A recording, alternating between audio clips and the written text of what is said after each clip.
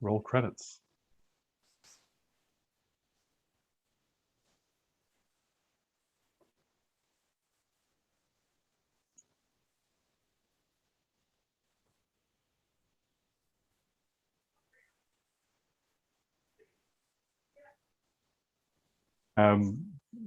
Try and drag things out, and I will say thank you very much for coming in. Maiese has sort of a wonderfully sort of diverse background, kind of interdisciplinary interests in conflict studies, philosophy of mind, philosophy of psychological disorder and mental health, and has done what I think is some particularly fascinating work on embodiment and the sort of political aspects and political implications of embodiment and enactive thinking. And so I am very glad for your patience and for joining us here this week, or this for this month's seminar. And without further ado, I would invite you to present the October 21 ENSA seminar. Great, thank you so much. Thanks for the invitation. So this paper was motivated partly just by coming across Sally Haslanger's paper on cognition as a social skill, and just a general sense that although people working in different subfields of philosophy often are talking about similar topics, they're coming at it from different directions, and they're often not in dialogue with each other. So I thought it was very cool that Sally Haslanger was talking about mind shaping, which is basically this idea that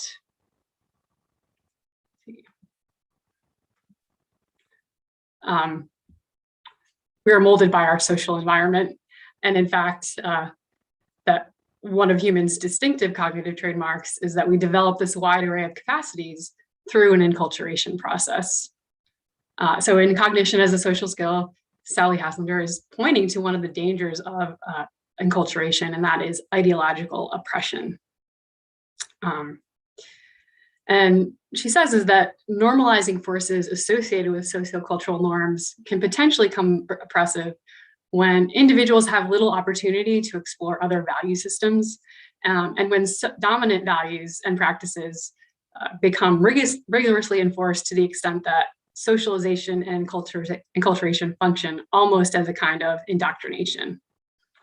So rather than directly imposing coercive measures via some kind of law, ideological oppression often is enacted unthinkingly or even unwillingly by the subordinated or the privileged. So we develop a kind of practical orientation that enables us to communicate and coordinate our activity with other people, but simultaneously it sets us up to participate fluently in practices and structures of injustice. So by virtue of living in a white supremacist society, for example, people can develop ways of thinking and acting that have been shaped by racist ideology. And by virtue of living in a sexist society, I might very well come to develop ways of being and thinking that have been shaped by sexist ideology. So, and ultimately patterns of behavior and attention that contribute to and perhaps perpetuate my own oppression. And I think adaptive preferences would be one example of that sort of thing. So Haslanger, the account of mind shaping that Haslanger is appealing to is rooted in the work of Matteo Memeli. So to describe how ideological oppression takes root, Haslanger points to an account of mind shaping presented by Matteo Memeli. And the general idea is that social engagement is not primarily a matter of prediction and explanation, but rather coordination. So we coordinate our activity with others in an aim to be predictable, and we aim to interpret and be interpretable. And the best way we can do this is to conform to public norms and to demand the same from other people. And so social coordination, she says, is managed by social meanings, and we encourage and reinforce behavioral patterns that facilitate this kind of coordination. So one central lesson from the mind shaping literature, she says, is that our mental life is deeply shaped by requirements for social coordination. And these requirements are culturally specific. And a second lesson is that coordination is managed by social meanings, and that we encourage and reinforce behavioral patterns that facilitate coordination with other people. So there are particular patterns of activity associated with particular kinds of social situations, and that gives rise to expectations about how particular people are going to act in those situations. And they provide a kind of script that allows us to understand the meaning and behavior of other people, including, doctors, teachers, store clerks, and that allows us to engage in activity that is intelligible to other people based on our own social roles as well. So this allows us to engage fluently in social practices, but because we're held accountable for whether we behave appropriately, we end up behaving how we expect that others will expect us to behave. Social practices, ideological formation, and ways of thinking they all contribute to our mind shaping. So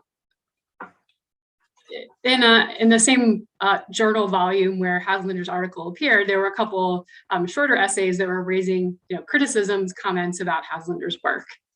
And I think an appeal to mind shaping offers a way to explain why human agents participate so naturally in oppressive patterns of thought and action, even if doing so goes against their broader interests. And arguably, this provides a new kind of argument grounded in philosophy of mind to support the kinds of claims that feminist and anti-racist philosophers want to defend. Right? Aaron Begley worries that Haslanger's account first overlooks the importance of first-person experience. Because Haslanger describes mind shaping in terms of mechanisms selected for in evolution, many of which are exclusively neural, Begley is worried that her account doesn't engage very much with embodied experience, and that it has little to say about how actual individuals experience mind shaping. And second worry that Begley raises is that Haslanger's account downplays the role of individual agency. So along similar lines, Joe Higgins says that it's unclear how bona fide individual agency is manifest when the first person perspective is so fully enveloped by the psychological and normative channeling of social structures. And the worry is that Haslanger's account treats social practice and ideology as pre-existing formations and treats individuals as largely passive with respect to their shaping power. So thus, the account doesn't shed much light on how individuals could exert their agency to resist oppression. Can enactivism help? Again, in a pretty short essay, Joe Higgins suggests that enactivism can help. An appeal to the enactivist approach in philosophy of mind can shed light on how individuals are mind shaped by their own social environment, and yet still retain the capacity to be active and resist. So this enactivist approach challenges standard cognitivist and computational views in CogSci that treat cognition as a matter of internal information processing, and instead emphasizes that cognition is more fully embodied, that it's oriented towards action, that it's dynamic. Enactivism also emphasizes the connection between mind and life. So this idea that the biological character of mentality is important. In order to regulate and sustain themselves, living organisms need to continuously exchange matter and energy with the environment. And the meaning of things in the surrounding world is partly a matter of their bodily structure, what they need, and the way that they are related to or structural, coupled with their surroundings. And so for human animals, adaptive sense-making goes beyond just brute survival and self-maintenance, and it has a lot to do with navigating a particular cultural setting. So building on Higgins' work, I argue that enactivism, in particular its notion of habit, offers a helpful way to conceptualize the formative influence of social and cultural forces. One which emphasizes, one, the fully embodied nature of mind shaping. So because for human animals, the whole living body is involved in sense making, this allows us to move beyond just to focus on the brain and talk about the whole living body. In addition, enactivism goes beyond, rejects the idea that cognition is a matter simply of processing information. And an active agent isn't just a passive recipient, but rather actively brings forth a unique cognitive domain of meaningfulness. This notion that human agents actively participate in meaning can help us to make sense of the agency of individuals. In addition, an enactivist approach potentially helps us to see that while mind shaping is inevitable, social injustice is not. While the social influences of the surrounding world do have power, and they have the potential both to augment or enable cognition, but they also have the potential to undermine it. And this can help us distinguish between constructive and enabling forms of mind shaping and forms that are more oppressive and pernicious. So as I said, I'm going to focus in particular on an enactivist account of habit.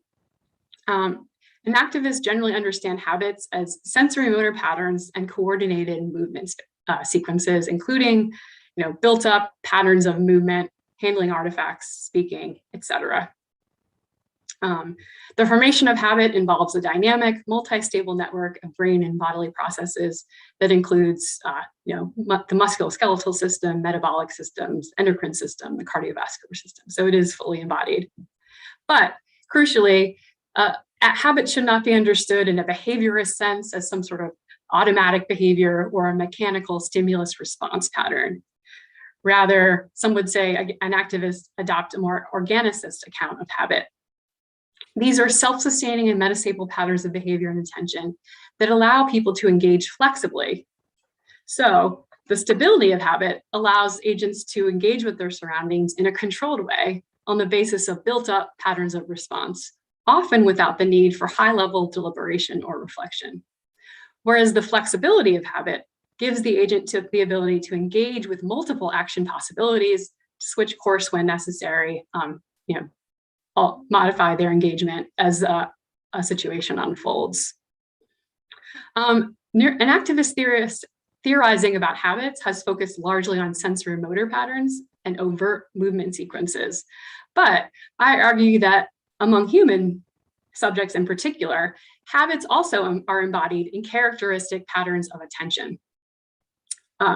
So just as sensory motor patterns are reinforced through repetition, what subjects tend to notice, emphasize, or ignore is modulated by what they have paid attention to in the past. Exercise of habits and skills influences subsequent behavior patterns and attention such that they are similar to those that have been executed in the past. The interdependence of habits and skills makes them richer in potentiality and allows people to participate in forms of activity that were not possible before and engage in social practices such as speaking a language, playing a sport, or performing some sort of job. What Haslanger terms practices are patterns of behavior that allow us to coordinate on the basis of learned skills. So over the course of learning and socialization, humans become selectively attuned to particular aspects of their surroundings, and they begin to exhibit recurring patterns of behavior and response. And people end up complying with social expectations in large part because it contributes to their flourishing as members of a culture. So on this enactivist account of mind shaping, right, people internalize the cultural techne of their surroundings in their context, and they develop dispositions to participate in that practice fluently. So by way of habit formation, you might say the cultural techne becomes anchored in the body, right? The cultural techne, not simply a set of attitudes, but a dimension of the local regulation system. So by way of habit formation, as I said, we internalize the cultural techne, and in a sense, it becomes anchored in our body via the entrainment of bodily dynamics in the formation of various habits. How does that occur? Jaeger and DiPaolo characterize coordination as the non-accidental correlation between two or more coupled systems, so that their behavior matches to a greater degree than would be expected given what those systems are capable of doing on their own. Examples include synchronization, mirroring, anticipation. Once two or more interactors become part of a coupled system, their expressions, behaviors, and bodily dynamics modulate those of the other person. And they coordinate their activity based on shared expectations about what each person is likely to do next. This sort of reciprocal bodily attunement begins when we're infants and then grows more complex over time. So for agents immersed in a complex social world, there is mutual modulation of the participants in accordance with shared expectations and cultural norms. Particular habits become second nature and operate largely as a matter of common sense. And so building on these ideas, my proposed mind-shaping thesis says human agents are fully embodied and that their sense-making is partially determined by the social world. Some benefits of this sort of enactivist approach to mind shaping. First, as I said, enactivism emphasizes the dynamics of the whole living body. Habit formation involves a dynamic, multi-stable network of brain and bodily processes. The body involved in habit formation also isn't just a physical entity, but also a lived body. Thus, this enactivist approach is especially well positioned to explore the phenomenology. How do actual individuals experience mind shaping in an embodied phenomenological sense? And this helps to address the concern that Haslanger's account downplays the importance of first-person experience. In addition, the enactivist approach helps to highlight the fundamentally normative nature of cognition and sociality. At a basic biological level, living organisms gauge meaning in relation to norms of self-maintenance and adaptivity. Among human animals, things get more complicated. Social norms and values come into play, and people adapt to social expectations in part because it contributes to their flourishing as members of a culture.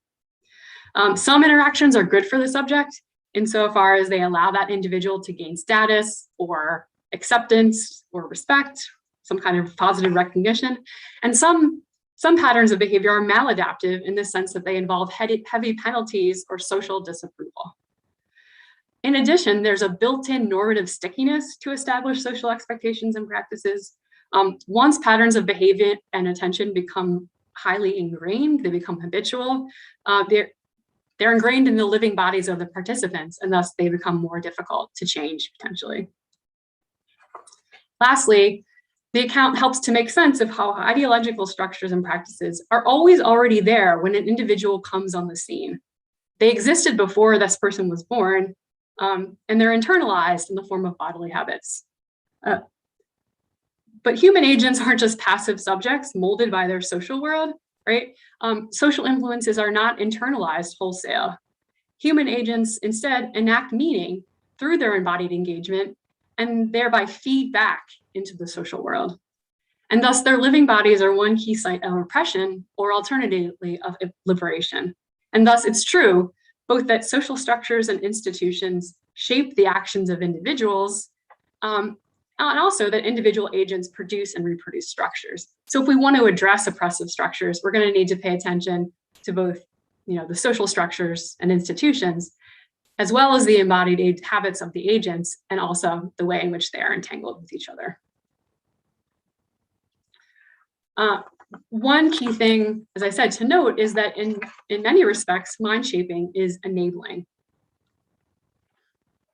The enaction of social life, one might say, is possible only because of some degree of heteronomy, that is, abiding by norms that are largely independent of yourself.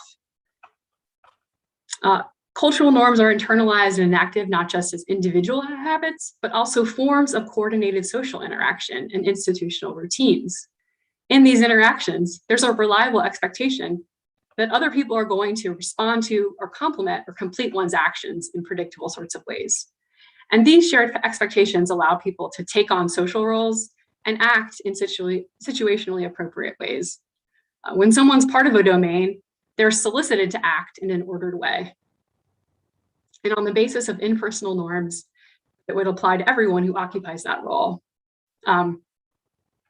So bodily habits and skills have an emancipatory aspect in the sense they can help to anchor a subject in the world, enable her to carry out fine-grained adjustments in order to meet the demands of her situation. Habits in general can be expressive of a practical form of understanding regarding what people can do with objects and what sorts of action possibilities are available. Language use, for example, is a form of social coordination. In conversational exchanges, emails, elevator rides, we're constantly getting coordinated and constrained and doing the same to others, whether or not we are aware of it. And there appealing directly to the work of Elena Cafari. These constraints open up new forms of sense-making that would not be possible outside of the social environment. Social engagement allows us to carry out a wide range of tasks, develop new insights and understandings. For example, during a brainstorming session, the sense-making activity of participants becomes intertwined. Sometimes they're able to figure out a new solution to a problem, gain some new kind of insight, see things in new ways. Another example is how belonging to a consciousness raising group can scaffold people's ability to develop skills for resistance and skills to interrogate their sociocultural setting and norms of their community. But, right, ideally, habits, I said, are stable and flexible. They're stable in the sense that they're on tap and ready to use.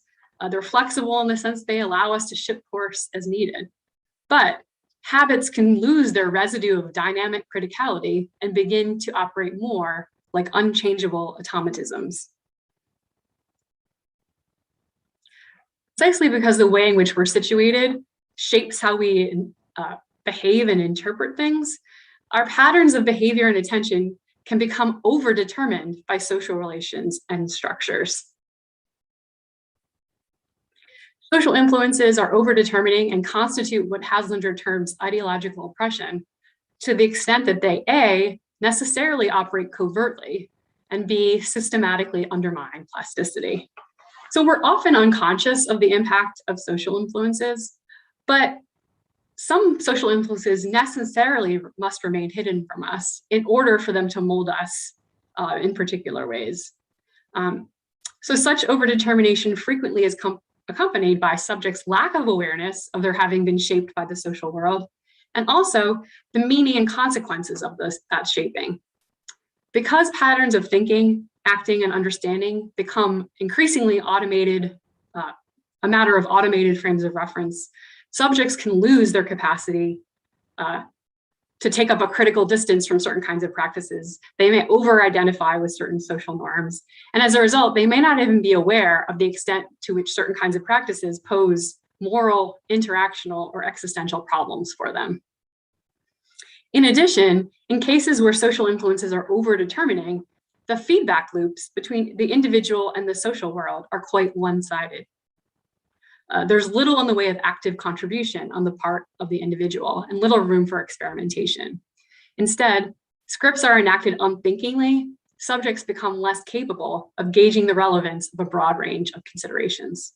This poses a threat to plasticity in the sense that subjects may become stuck in particular habits, particular patterns of behavior and intention. Alternative ways of behaving and interpreting things might be effectively closed off to them. See how habits of mind might become overly rigid, consider Whiteley scripts that often are internalized at an early age and become embedded in people's language, feelings, and behaviors. Racist habits might include suspicious surveilling in shops, micro-invalidating people of color, a tendency on the part of a white person to dominate conversation. Such habits often are unthinking, repetitive, and routine. And as a result, right, of these overdetermined habits of mind, subjects may be less responsive to relevant considerations and stuck in particular patterns of thinking, feeling, and acting. They might find it difficult to incorporate relevant factual information or imagine the world otherwise. But I think this, so far, maybe the account gives rise to this danger that saying like, oh, people are oppressed by the ideology, there's nothing they can do about it, they're just stuck with these racist habits, for example, or sexist habits. And so I think a crucial part of the account is this emphasis on agency. Enactivism rightly emphasizes that although social norms do regulate people's behavior and partially define the meaning of what they do, their behavior is not fully determined by social norms and practices. So again, there's reciprocal feedback between individuals and social activity. Individual agent is not simply shaped, but also is an active shaper.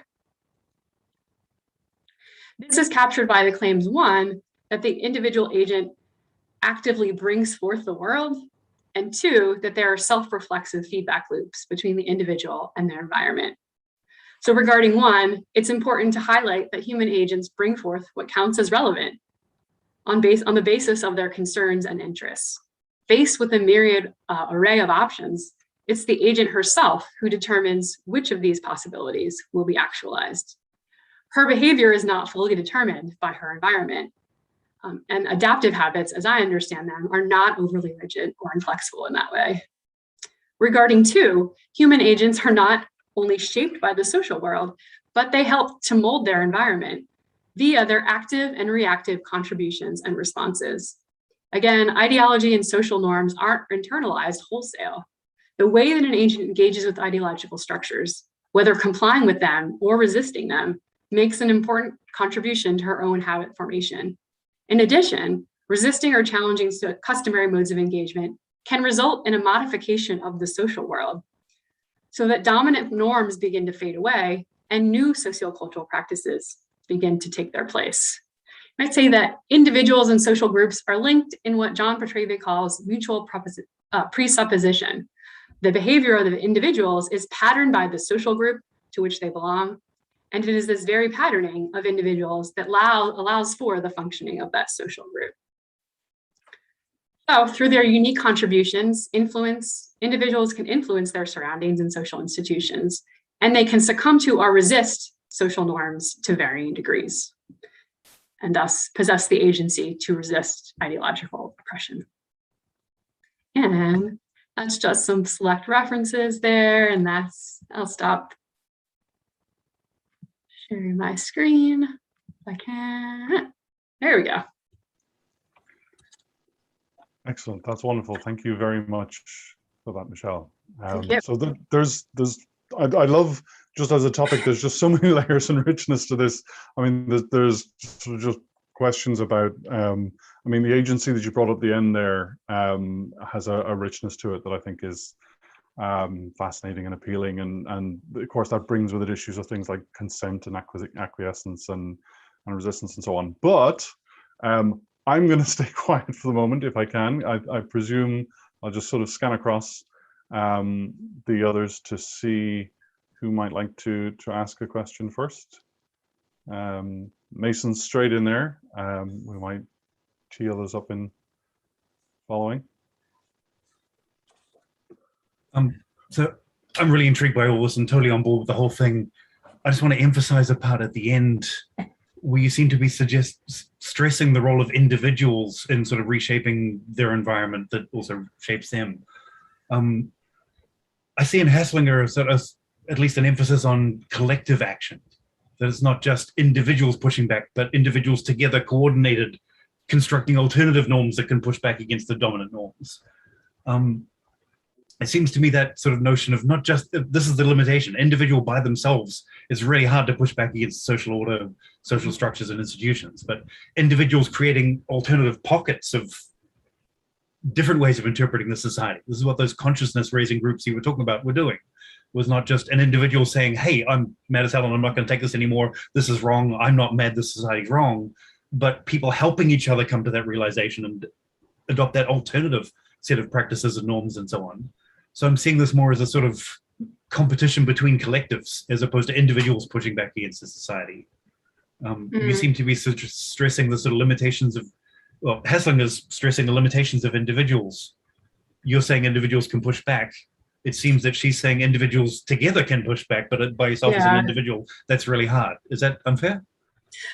No, I mean, I think I agree with this idea that it's probably the collective, like coming together as a group, that a group of people they're going to be able to push back. And I guess in that part of the presentation or the paper, I was thinking more about a debate people sometimes have, like, should we start from the bottom up and like change how people, so we're talking about racist habits.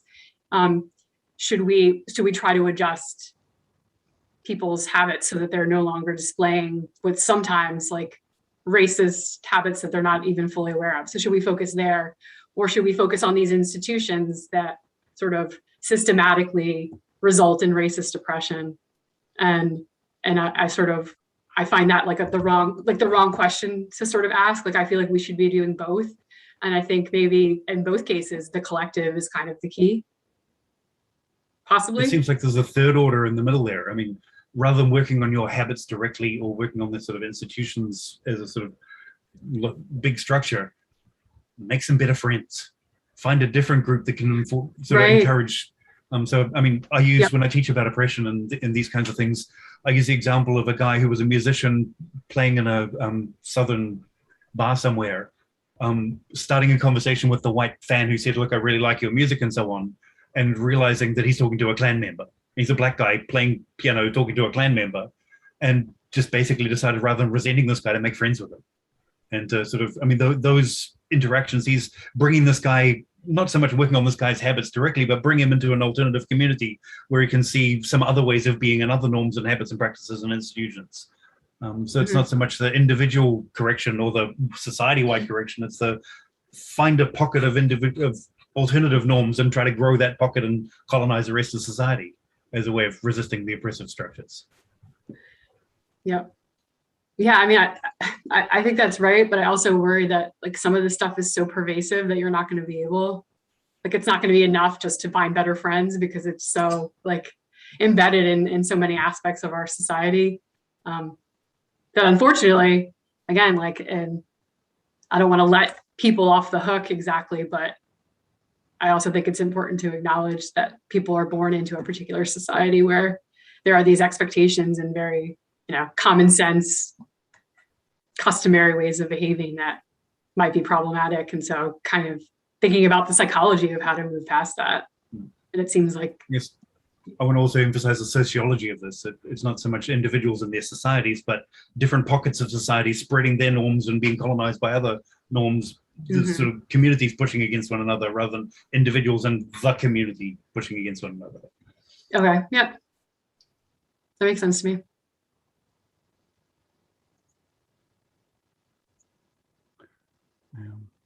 Cool. So thanks for that, Mason. I'm going to give voice to the comments from the YouTube chat here.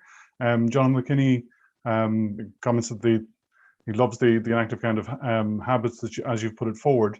The question is, what is the inactive role of the environment in this case? Which I guess you've already been touching on in that discussion with Mason, that as soon as you're social, the environment is active.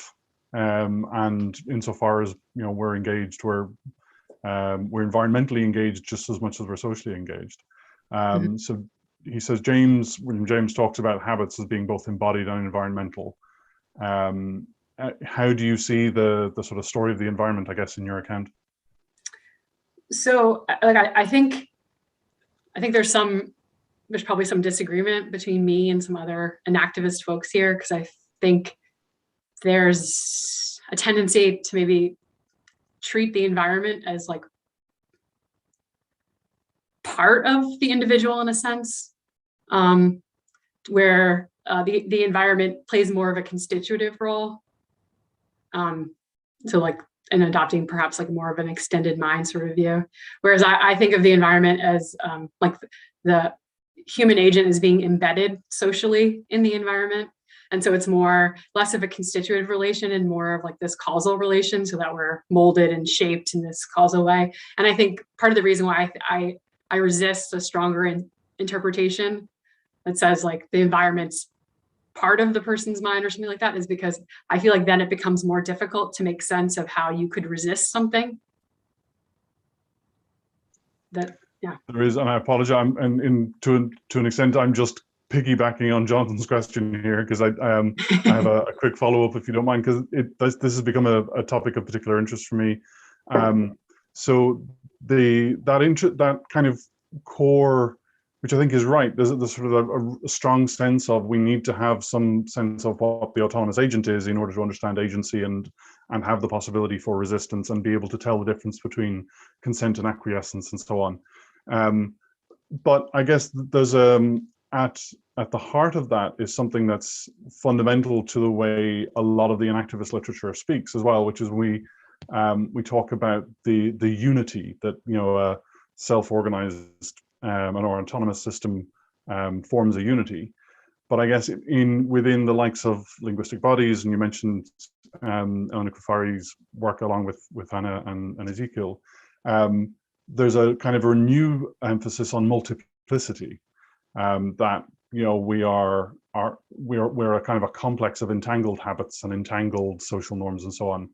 And I guess that's one potential way in which you could have the environment running through the body and being constitutive of the agent without necessarily giving up on the autonomy of the agent, because the agent is always more than any one given set of processes. That we are actually a tangle of processes in conflict. Would that kind of assuage your concerns, or do you think that I guess is that too messy? I'm not sure. I think I may have not articulated that very well. It may have been part of what I've said is messy. Yeah, well, and I mean, sometimes when you start talking about whether, is the mind socially extended or is it socially embedded? And then part of me wonders, like, are people saying similar things, but kind of cashing it out somewhat differently? And so I don't know. Like, I feel resistant to the idea that it's socially extended, but that could be some weird bias that I have that I don't want to take what I perceive to be that stronger position. But yeah, the multiplicity thing, I think that's worthy of further consideration. I'm not sure what I think about that. Thanks. So Alex Paxton has come in just on YouTube here. So she flags this might be going a little bit further afield, but can you speak to the onus of those in systemic power within this account? Are there particular affordances or affectivities of systemic power that can help dismantle oppression?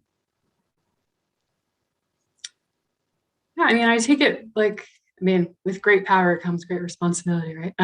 Like people might be some people might be in better position than others to kind of make big level changes that would help to dismantle certain kinds of oppressive ideology. In the US, there's been lots of conversations about like police abolition and that sort of thing. And obviously that's a complicated issue, but even short of that, like making major reforms to the police system, the people who it's not just one person, it's like a collective, but definitely some people who have greater power to make those kinds of things happen than I feel like I have as a philosophy professor. But I'm not sure if that totally answers Alex's question. Cool. Okay. Thank you. Mason is looking to come back in there. The last two questions are very importantly related to me. I'm very deeply concerned with the notion of autonomy, where it's often portrayed as sort of independence from influences. You make your own choices. And this whole account is undermining that account of autonomy and saying, yeah, like Marek was saying, this is like messy. Autonomy is going to be a matter of sort of pushing back and resisting in certain places, acquiescing in other places. So when we talk about the role of the people with power, who may be able to withstand a little more criticism, who may be able to like step up and say, look, I'm going to act this way, and publicly do that as an example to others, having enough social cachet, celebrity, whatever, that they can influence the behavior of others by making it a little more acceptable for others to also act like that. So many theorists of autonomy and sort of action talk about the ways in which we can sort of collectivize and sort of use others as a part of our autonomy. That, when I encourage you to act in a particular way and you start acting like that too, it makes it easier for me to act like that, makes it easier for other people to act like that. So we start using they as a singular noun, a pronoun, a little more readily, and other people it becomes normal because influential people start doing it and other people pick it up and see that as normal now. Right. So the way in which we're sort of offloading our autonomy onto the community, using the community to reinforce a particular autonomous choice we're trying to make. But autonomous is not independent, it's sort of using and pushing back and resisting, as opposed to something as clean and tidy as sort of acting completely independently of the community. But those with power have maybe a little more freedom to act in weird ways and make those weird ways a little more normal, for instance. Mm-hmm. Yeah, that sounds right. Like if we're trying to like change the narrative, like come up with new scripts, ways of being, ways of living that people in power might have a little bit more freedom and ability to like, yeah, push back against certain elements of the status quo, and some things might start to become more customary. Like I think the use of they is a great example. That could, and then once it starts to become widespread and used widely among a particular community, I think new habits take hold, and that's part of habit transformation, I would think, is that kind of process. Yeah. Cool. So I'm can I get you to say a little bit more about habits, actually, because of, I guess, because of their centrality and because of the notion of, well, if we want systemic change, habits are essentially the things upon which we might need to act. That habits are the means by which social institutions are enacted and embodied in a lot of ways. Is there a sort of a sense in which the notion of habit, again, I guess, to bring that sort of back into the environment, is there a is the agency always in the individual, or is it sometimes it's almost like a lever? You know, by myself I can barely lift a small stuffed toy, but with a lever long enough I could conceivably move the world. And is there a sense in which the social structures, I guess, in which we are encultured and embedded, are like these levers that are available to us? Mm-hmm. And some of us will have longer levers available to us than others. So I guess does that just kind of give us a kind of a plurality of potential loci of action? We could work with the bodies a bit, we can work with the levers a bit, but actually what we want to do is we want to do a bit of both. But I guess there's a potential to sort of tack back and forth between them. Right. Yeah. So when I think about habit transformation, yeah, there may very well be different ways that you could like try to bring that about. And I can just sit like and reflect on about my own habits and like why I'm behaving the way I'm behaving. And that would be one way. It seems like we often end up modifying our habits sort of together with other people. Maybe not even the other people in question they might just be talking about their experiences, and that could lead to a shift in perspective or a shift in habit. Like, oh, I'm going to make a point not to use this word anymore, or speak in this way, or, behave in that way. Or it could be something more like being part of a consciousness raising group where you're all sort of working together to modify the habits of the collective. And then thinking about how that happens, I think a lot of emphasis has been on like reasoning and critical self-reflection. But I tend to view that kind of reflection and reasoning as like very much bound up with emotions and affective processes. So I think that habit transformation, engaging with other people, if it tapped into people's emotions, and maybe like one way to disrupt habits is by making people feel uncomfortable. You can't make them feel too uncomfortable. You kind of have to strike that balance between making people like super anxious and uncomfortable, but like uncomfortable enough to stop and take notice of how they're feeling, and how maybe that's a signal that something's not quite right and they need to rethink their patterns of engagement. So yeah, I think like in terms of like the different, like I think these things aren't mutually exclusive. Obviously, it's kind of like the different ways that people might shift their habits. No, I love that notion essentially of you've got to get people visceral. Yeah. And usually a good way to do that is to sort of sharpen them up. I guess there might be ways that are more positive too, and I know you're not ruling them out. But because on the one hand, I'm thinking, right, well, as you say, making people uncomfortable and the acceptance of the importance of that discomfort, particularly for those of us in positions of privilege, is a sort of a vital thing. But also the kind of more positive stories are sometimes sort of motivating in that way as well. Yeah. And I think of, bell hooks, who talks about like this transformational politic of feminism, and love is central to that, like sitting down and talking to people who you care about and listening to them talk about some aspect of their reality or experience, and having empathy and care for that person, and having that shift the way you think about things.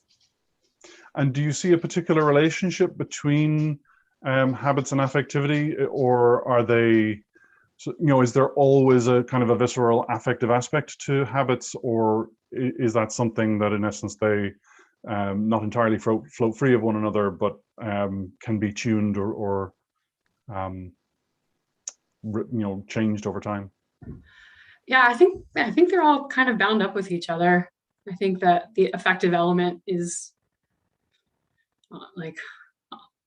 always in play in terms of what people are interested in, concerned about, and what matters to them, and maybe not like emotions in a full-blown sense that we might talk about, but just like that general affect of concern and care about something, that sort of being expressed via their bodily movements and how they attend to things in their surroundings and other people and themselves. And if I could just very quickly, feelings of discomfort or comfortableness, mm-hmm. This feels right to me, this feels inappropriate, this feels fine. Those emotions are certainly enacted all the time, and sort of learning new habits, breaking habits, feeling comfortable with your habits, feeling challenged about the habits you've got.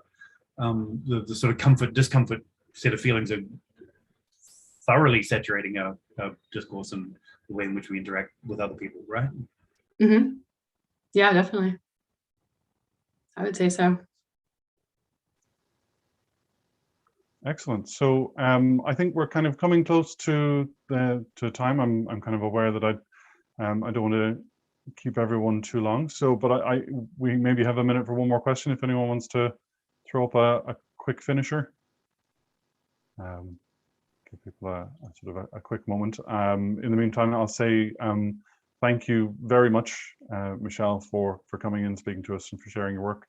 My apologies, particularly to you, Michelle, but to all as well for the technical difficulties. You'd imagine after 5 years we'd figured all that out, but I don't know, there's a certain obstinate autonomy to the technical tools that seem to resist full control. But yeah, so we will be back next month, where Mark James will be presenting the November ENSO seminar. But in the meantime, I guess we will finish up. There are a number of thanks coming through on the YouTube chat as well. So so again, thanks very much, Michelle, for sharing your work.